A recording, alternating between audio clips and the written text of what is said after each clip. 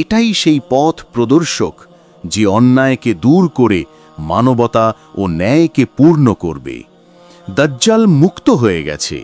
সমুদ্রের মাঝে এক রহস্যময় দ্বীপ, সেখানে শৃঙ্খলে বন্দী একটি মানুষ যে প্রতিশ্রুতির প্রত্যাশায় অপেক্ষা করছে। আর নবী সাল্লাল্লাহু আলাইহি ওয়াসাল্লাম বলেছেন, তার ফিতনা হবে দুনিয়ার সবচেয়ে বড় পরীক্ষা। এরপর শৃঙ্খলের বন্ধন ভেঙে গেল, ফিতনার শাসক মুক্ত হলেন। সে দ্বীপের কূপ থেকে বেরিয়ে এলো, ফিতনা সমুদ্রের ঢেউয়ের মতো করে পুরো পৃথিবীতে ছড়িয়ে পড়ল। আর যখন দাজ্জাল বের হবে, তখন দুনিয়া উৎকণ্ঠায় ডুবে যাবে। যুদ্ধ, হত্যা এবং ফিতনা সর্বত্র ছড়িয়ে পড়বে। সে বলল, আমি তোমাদের রব, আমার হাতে জান্নাতও আছে, দোজখও আছে, যা ইচ্ছে আমি তোমাদের এখনই দেখাতে পারি। তারপর সে নিজেকেই রব ঘোষণা করল। সে জান্নাত আর দোজখ দেখায়, বর্ষায় মানুষকে বিভ্রান্ত করে যেতে লাগল। দেখো, আমি আসমান থেকে বর্ষা বর্ষণ করে তোমাদের রিস্ক দিই। কে জানে যে আমার মতো প্রাকৃতিক শক্তি রাখে।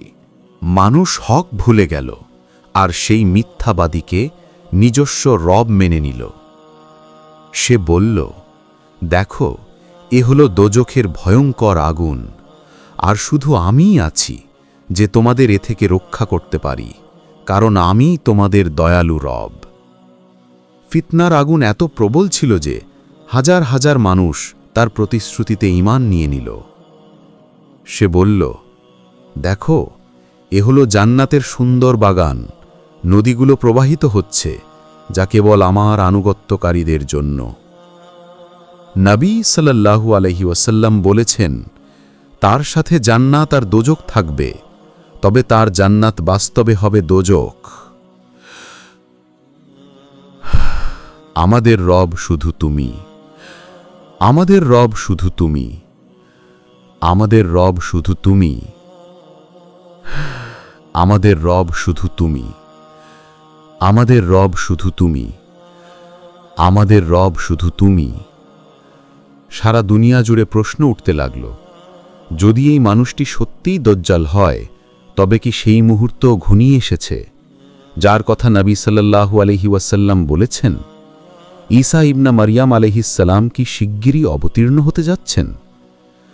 আর যখন সে শুনল যে ঈসা ইবনে মারইয়াম শিগগিরই অবতীর্ণ হবেন, তখন তার মুখের রং উড়ে গেল আর হৃদয়ে নেমে এলো এক অচেনা ভয়। সে বলল, তুমি কি ভাবছ ঈসার আগমনে আমি থেমে যাব? আমি সেই শক্তি যে প্রতিটি ঈমান ভেঙে দিতে পারি, আর তুমি কেবল একজন মানুষ। প্রস্তুত হয়ে যাও, দাজ্জালের ফিতনার পরীক্ষা শুরু হয়ে গেছে। তারপর ঈসা ইবনে মরিয়াম নামলেন সাদা ঝলমলে পরনে, এবং তার মুখ থেকে খাসখাসে ফোঁটা ঝরে পড়ছিল, মরির মতো ঝকঝকে।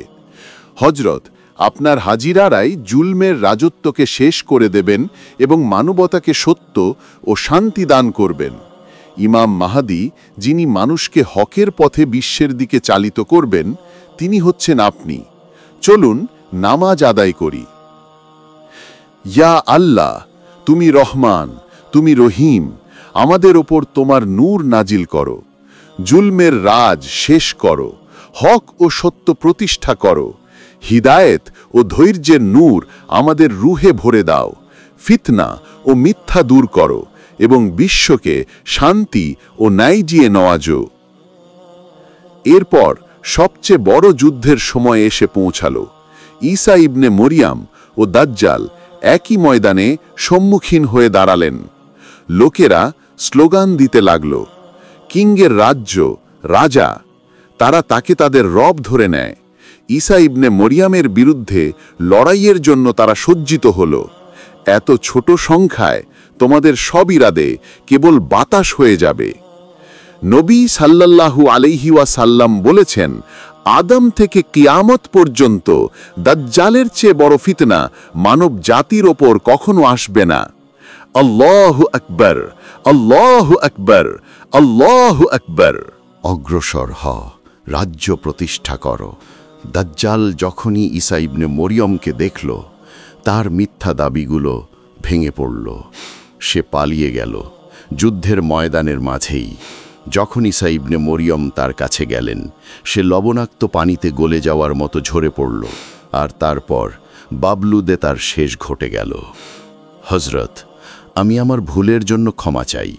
এখন আমি শুধুই হকের পথ বেছে নেব। হজরত, আমাকে মাফ করে দিন। আর তোমাদের রব এক, তাহার ছাড়া আর কোনো ইলাহ নেই। আলহামদুলিল্লাহ, বা আল্লাহ, তুমি এই কায়নাতের সেরা প্রশংসাযোগ্য। আল্লাহু আকবর, আল্লাহু আকবর। তারপর এক ফেরেশতা ঈসা ইবনে মরিয়মকে খবর দেয়, এখানে ঈসা ইবনে মরিয়ম, এটা খোদার বার্তা। একটা নতুন ফিতনা উদীয়মান। যাজুজ ও মাজুজের প্রাচীর হয় ভেঙে পড়তে চলেছে। তারা ভূমিতে ছড়িয়ে পড়বে, তাদের ঝড় সব কিছু গ্রাস করবে। লোকেরা, আল্লাহর বার্তা এসেছে।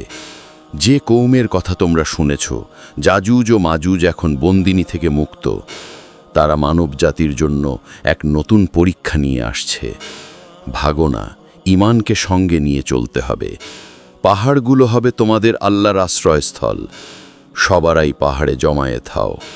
আর যখন যাজুজ ও মাজুজ উন্মুক্ত করা হবে, তারা প্রতিটি উচ্চস্থল থেকে দ্রুত নেমে আসে। আর যখন বাধা ভেঙে পড়ল, যাজুজ মাজুজ প্রতিটি উচ্চ স্থান থেকে নেমে এসে পৃথিবীতে ছড়িয়ে পড়ল। সব মানুষ একটি স্থলে, তুরে, বায়তুল মুকাদ্দাসের কাছাকাছি আল্লাহর আশ্রয়ের ছায়ায় একত্রিত হল। এখন তাদের লস্কর পুকুরের দিকে এগোয়। ওরা সেই তৃষ্ণায় যা পৃথিবীর প্রতিটি বিন্দু নেভাতে ব্যর্থ ছিল। এখন তারা পানি শুষে নেবার জন্য এসে পৌঁছেছে। সূরা আল মুলকে আল্লাহ বলেন, আরে যদি আমরা তোমাদের পানি জমির ভেতর ঢুকিয়ে দিয়ে দিই, তাহলে কে তোমাদের জন্য আবার নতুন বয়ে চলা পানি আনবে? ওই ফোঁচটি এলো যারা পুকুরকেও শুষে ফেলল। পেছনের লোকদের কাছে কেবল শুকনো মাটি ছড়া কিছুই রইল না। তুমি কি পাহাড়ের দিকে দৌড়ালে বাঁচবে? আমরা আগুনের মতো উঠে আসব এবং তোমাদের চিৎকারে পৃথিবীর মাটি কেঁপে উঠবে। হজরত, সেই ফৌজ রক্তপিপাসু ঝাজুজ মাজুজের দল। তাদের রাগ, তাদের নির্মমতা চারদিকে গোজামোড় করছে। ইয়া আল্লাহ, তুমি রহমান, তুমি রহিম, তোমার ছাড়া কোনো শক্তি নেই। হজরত মুহাম্মাদের উম্মতকে যাজুজ মাজুজের অত্যাচার থেকে রক্ষা করো। তোমার কুদরত দিয়ে তাদের বিলোপ করে দাও এবং হকশীল মানুষদের তোমার আশ্রয় দাও। আল্লাহ তাদের গলায় আজাবি কীট ছেড়ে দিল, যা আত্মার গহীনে ঢুকল, আর এক মুহূর্তের মধ্যে যাজুজ মাজুজ সবাই ধ্বংস করে দেওয়া হলো। যাজুজ মাজুজের দেহ জমি ভরে দিত, দুর্গন্ধ আর ময়লায় জয়গা ভরিয়ে দিত। এরপর আল্লাহ একটি তীব্র বর্ষা প্রেরণ করলেন, যা তাদের চিহ্ন ঘষে মুছে ফেলে এবং তাদের সমুদ্রের গভীরে ভাসিয়ে দিল। যাজুজ মাজুজ শেষ হতেই মানুষ ভেবেছিল শান্তি ফিরবে, কিন্তু তারপর পৃথিবী ঢেকে গেল সেই ধোঁয়ায়, যা যেন এক আযাব হয়ে এসেছে। তাজা খবর, এক রহস্যময় কালো ধোঁয়া দ্রুত পৃথিবীর অনেক শহরে ছড়িয়ে পড়ছে। সরকার মানুষকে বাড়িতে থাকবার জন্য অনুরোধ করেছে। এই ধোঁয়া ঠিক কি, কেউ জানে না। তারপর ওই ধোঁয়া আর কোনো একটি শহরে সীমাবদ্ধ থাকল না, এটি পুরো জগৎকে আচ্ছন্ন করে ফেলল। প্রতি কোণা, প্রতিটি পল্লী, প্রতিটি দেশ তার ছায়ায় কবরবিদ্ধ হয়ে পড়ল। আসমান থেকে নেমে আসা সেই ধোঁয়া মানুষের মুখগুলোকে অন্ধকারে ঢেকে দেবে। প্রতিটি দৃষ্টি অন্ধকারে স্তব্ধ হবে, প্রতিটি হৃদয় ভয় শিহরণে কাঁপবে। পুরো পৃথিবী গভীর এক ধোঁয়ায় ঢাকা পড়ল। এ কি কিয়ামতের পূর্বলক্ষণ? এই ধোঁয়া আসমান থেকে নেমে এসে জমি গিলে খাবে। প্রতিটি শ্বাসে বিষ মিশে যাচ্ছে, কিন্তু এটি কেবল শুরু মাত্র। যদি আমরা আল্লাহর পথে চলে না, তাহলে মানবতার অগ্নি পরীক্ষা আরও ভয়াবহ হবে। পরেই সেই ধোঁয়া যে মানবতাকে হাঁটু গেড়ে বসিয়েছিল, আল্লাহর হুকুমে ধীরে স্থিরে সরে গেল, কিন্তু পৃথিবীকে সে পরের এক ভয়ানক পরীক্ষার জন্য ছেড়ে গেল। তারপর সেই সময় এলো যখন সূর্য মাশালিক থেকে উদ্ভাসিত হওয়া বন্ধ করে দিল। দিন স্থির হয়ে গেল এবং রাত দীর্ঘ হতে লাগল। দেখো, এই অন্ধকার, 3 দিনে সূর্যের দীপ্তিমান আলো নেই, প্রতিটি মুখ ভয়গ্রস্তে বদলে যাচ্ছে। ইয়া আল্লাহ, তুমি আমাদেরকে এই অন্ধকার ও অত্যাচার থেকে রক্ষা করো। একটি দিন মাগরিবে সূর্য আবার উদিত হয়ে মানবজাতির জন্য চূড়ান্ত এক নিদর্শন হয়ে উঠল। সূর্য উঠল, আলো ফিরে এলো, কিন্তু সেই অন্ধকার ও ধোঁয়া, এই দৃশ্যাবলী এখনও সব কিছু ভয়ানক করে রেখেছে। নবী সাল্লাল্লাহু আলাইহি ওয়াসাল্লাম বলেছেন, কিয়ামতের কাছাকাছি 10টি বড় চিহ্ন প্রকাশ পাবে। তাদের মধ্যে একটি হবে দাবাতুন আরজ। মানুষ বুঝেও উঠল না এবং তওবার সময় শেষ হয়ে গেল। সেই সময় যে কেউ ঈমান আনবে তার ঈমান কবুল হবে না। তোমরা মানুষ, তোমরা তোমাদের স্বভাব থেকে দূরে পালিয়ে যাচ্ছ। আমি সেই যে সত্যকে আনব, আর যে সত্য মানবে না তার পরিণতি তোমাদের চোখের সামনে পৃথিবী কাঁপিয়ে দেবে। আর যখন আল্লাহর হুকুম সত্যে রূপ নিল, পৃথিবী থেকে দাবাতুল আরজ উঠছিল। সে মানুষের কাছে বলল, তোমরা আল্লাহর নিদর্শনগুলোকে কলঙ্কিত করে গেছ এবং এখন হক তোমাদের সামনে এসেছে। মানুষ তাকে দেখে ভয় পেয়ে দৌড়াতে লাগল, কিন্তু কেউই তার শক্তির কাছ থেকে বাঁচতে পারল না। প্রতিটি মানুষের চেহারা তার আসল রং প্রদর্শন করল। যাদের মুখ সাদা হবে তাদের জন্যে জান্নাত নিগৃহীত, আর যাদের মুখ কালো হবে তাদেরকে দোজখের ভয়ানক আগুনে নামিয়ে দেয়া হবে। এবার তোমাদের পালা। মানুষ তাদের হাত উঁচিয়ে ওঠালো, মাগফিরত চাইতে কাঁদতে কাঁদতে দোয়া করল, কিন্তু তাওবার দরজা বন্ধ হয়ে গিয়েছিল। তারপর মানবজাতিকে 2 ভাগে ভাগ করা হলো। যারা ঈমান ধরে রাখল তাদের মুখ উজ্জ্বল হয়ে উঠল, আর যারা অস্বীকার করল তাদের মুখ অন্ধকারে ডুবে গেল। আর যখন দাবাতুল আরজ তাইন কাজ শেষ করল, আল্লাহর হুকুমে সে আবার মাটিতে মিলিয়ে গেল। তার কাজ ছিল সিদ্ধান্ত নেওয়া, এবং সেই সিদ্ধান্ত হয়ে গিয়েছিল। বেটা, তোমার কি হয়েছে? তোমার বাপ হজরত ঈসার সাথে দজ্জালের বিরুদ্ধে যুদ্ধে সাথে ছিল, কিন্তু তুমি এমন কাজগুলিতে লিপ্ত হয়ে পড়েছ। অরে হে বুড়ো, তোমার কাজটা করে নিয়ে যাও। পাপ তাদের অভ্যাসে পরিণত হয়ে গিয়েছিল। ভ্রান্ত পথে ঘোরাফেরা ছিল তাদের উদ্দেশ্য। মানুষ নিজেরই বিধ্বস্তির মামলাটা উপভোগ করছে। মানুষ ভাবল ইমতিহান শেষ হয়ে গেছে, কিন্তু আসল পরীক্ষাই এখন শুরু হলো। পৃথিবী ফাটতে লাগলো। একদিকে মাশরিকে ভূমিকম্প, অন্যদিকে মাগরিবে, আর তৃতীয়ত আরবের ভূখণ্ডে ফাটল ধরে গেল। এটাই সেই পৃথিবী গিলে ফেলা যাকে নবী সাল্লাল্লাহু আলাইহি ওয়াসাল্লাম আগে থেকেই বলে দিয়েছিলেন। এ পর্যন্ত প্রায় 3 জায়গায় জমি ধসের ঘটনা ঘটেছে। এই আগুন আমাদের দিকে ডেকে নিচ্ছে। আমরা হাঁটলে তা আমাদের নিয়ে চলে, আমরা থামলে তা থামে।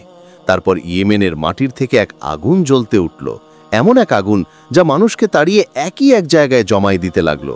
কোনো রক্ষা নেই, কোনো আশ্রয় নেই, শুধু এক আত্মার ইমতিহান, এবং একটি শ্বাসে সব কিছু বদলে গেল। ডাকে বাজন বাজে উঠল এবং কিয়ামত উঁচিয়ে দাঁড়িয়েছিল। আর তারা আল্লাহর মর্যাদাকে তেমন মর্যাদা দিল না যেমন তার মর্যাদা দেওয়ার হক ছিল। কিয়ামতের দিন সমগ্র জমিন থাকবে তার কবজায়, আর তার কুদরতে সমস্ত আসমান গুটিয়ে থাকবে। যখন সিংগায় ফুঁক দেয়া হবে, তখন আর তাদের মাঝে কোনো সম্পর্ক থাকবে না, এবং কেউ আর কাউকে জিজ্ঞাসাও করবে না। তাহলে যাদের পাল্লা ভারী হবে তারাই সফলকাম হবে, আর যাদের পাল্লা হালকা হবে তারা হবে সেই সব মানুষ যারা নিজেদের প্রাণকে ক্ষতিগ্রস্ত করেছে। তারা চিরকাল দোজখে অবস্থান করবে।